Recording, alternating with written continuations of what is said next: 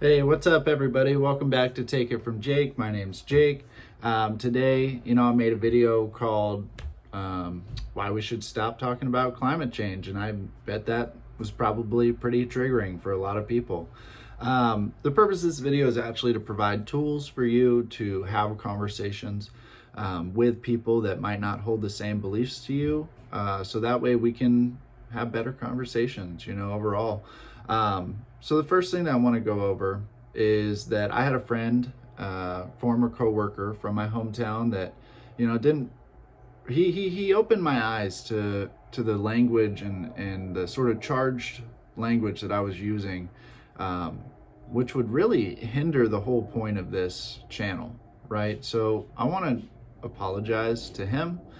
And I also want to say that you and I hold the same beliefs. We're asking similar questions. And the purpose of this video isn't to attack you, your neighbors, your parish, your political leanings. The entire purpose of this video is to breach those gaps and make those connections. So it's not you, it's not your neighbors, it's not your parish, it's not your party. Talking to the people that are upholding a broken system, right? So we need to have these conversations. The first tool that I like to utilize are what and how questions.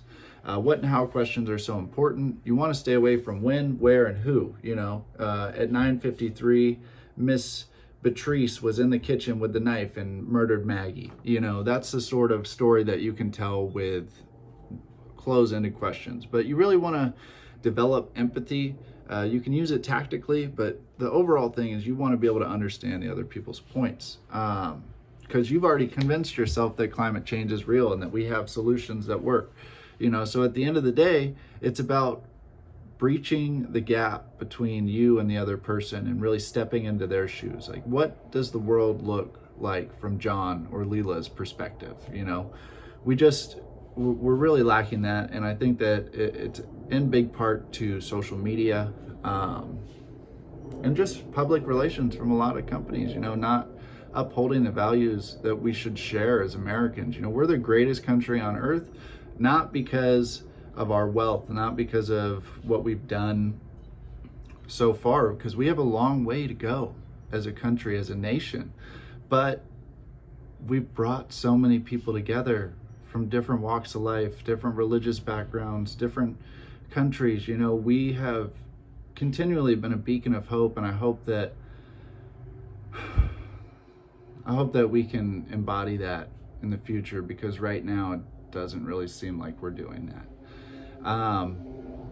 One thing that you can do to breach the gap, asking what and how questions, you can ask.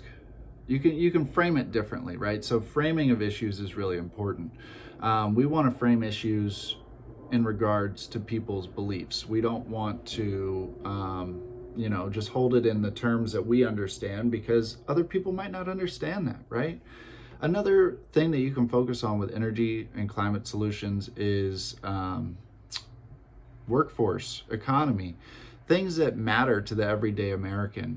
People don't care that in 50 years the climate's going to increase by 2 degrees. Like, people in Minnesota probably be like, well, that sounds great,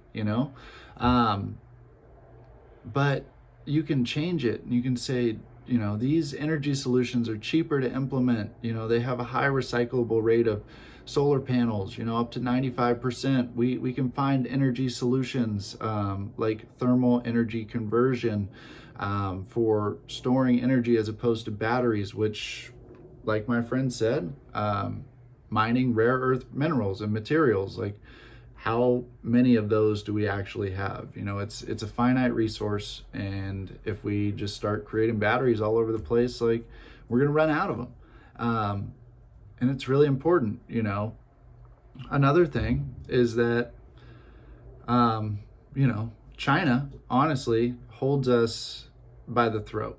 Almost everything, like 75% of our goods are created in China. And it's just like, imagine if China were to go to war with us and just cut off our entire supply chain. We're already experiencing supply chain issues right now. So you can just imagine what that would be like. It'd be horrible. By investing in our own energy solutions in green energy, which is cheaper to implement and maintain, we can also train a workforce that is skilled and valuable.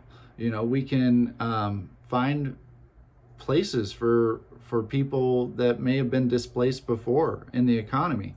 And also I want to say that energy storage right now, as it stands, about 95% of our long-term energy storage is delegated to hydroelectric.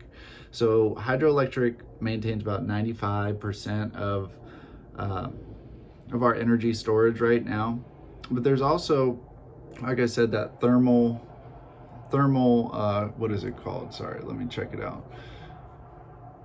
Thermal electricity storage, which utilizes a heat exchanger. It's been around for about 10 or 15 years. It's just starting to scale up now, but it's an alternative to batteries. So we're going to need people that understand those systems as well. It's not just the creation of energy, but the storage of energy as well.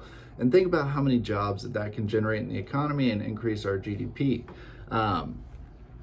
Besides that, the last thing that I want to say is that carbon footprints of sustainable energy, namely solar panels, even with the recycling and the degradation of the systems over time, is still about a third of the carbon footprint of running coal-fired power plants. I have a really interesting story for you, actually. So when the electricity infrastructure was starting to be created, I don't know, early 1900s, someone can fact check me on that, that's fine. But basically there was one guy, and he started selling individual power plants, because each factory that would because this was initially created for business, right? Like factory owners wanted to increase productivity, so they implemented electricity in their factories. Each of these factories had an entirely different wiring system. There was no regulation. It was all brand new. And that's where we are right now.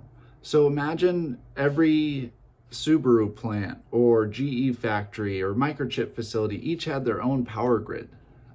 This guy in the early 1900s said, well, what if some of you guys run during night? What if you guys run your factories during night? I'll give you cheaper energy. It'll basically allow me to keep my coal-fired power plants running 24/7. So that way we don't have to ramp up to create energy. So he advocated for a natural monopoly in the electricity industry. And he created the infrastructure that we have right now. My main point is that we're in the middle of the second industrial revolution in the United States. I want to acknowledge that every country is at a different level of development. They might be entering their first industrial revolution. But here in America and in the rest of, the wealthy nations in the world, we are at a second industrial revolution. Digification of currency, electrification of transportation, of energy systems, of pretty much everything, man. We are completely revamping how we live, how we think about the world. And it's not going to be easy for people to adopt. So, take it for what it is. We're at the very beginning stages of a shift in mindset. And don't allow your preconceived notions of what you believe and where you are as someone else's, because everyone's at a different level. Everyone's at a different, everyone has different framing, different biases, and asking what and how questions to develop that empathy for the other side is the only way that we're going to achieve what we need to do. Once again, I just want to thank everyone for watching this video. And I know this is a longer one. Hopefully we can keep them under 10 minutes, but like and subscribe for more content below. We're going to be trying to post 2 to 3 videos every week. Once again, thank you so much, and I hope you have a wonderful day.